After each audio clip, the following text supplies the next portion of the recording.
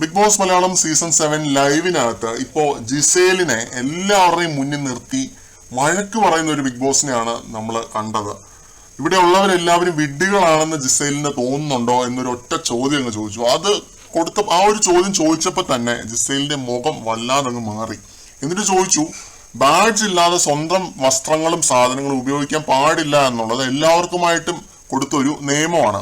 ആ നിയമം ജിസേൽ ലംഘിച്ചത് തെറ്റാണ് എന്ന് എല്ലാവരോടുമായിട്ട് ചോദിച്ചു. അപ്പൊ എല്ലാവരും പറഞ്ഞു, അനീഷ് അപ്പൊ തന്നെ അത് ഏറ്റുപിടിച്ചിട്ട് പറഞ്ഞു, Gizele you are wrong, Gizele you are wrong, Gizele you are wrong, Gizele ചെയ്തത് തെറ്റാണ്. പറഞ്ഞ കാര്യം തന്നെ ഇങ്ങനെ ആവർത്തിച്ചുകൊണ്ടിരിക്കുകയാണ് അനീഷ്. അതൊരു സൈഡിലുണ്ട്.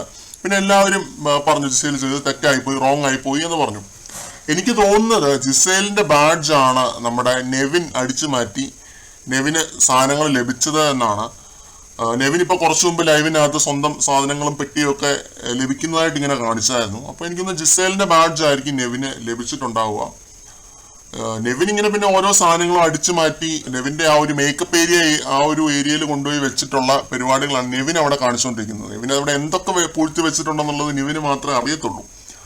അപ്പോൾ അതുകൊണ്ടാണ് ഇപ്പം ജിസേലിന് ഇങ്ങനൊരു വഴക്ക് കേൾക്കേണ്ടതായിട്ടുള്ള ഒരു അവസരം വന്നത്.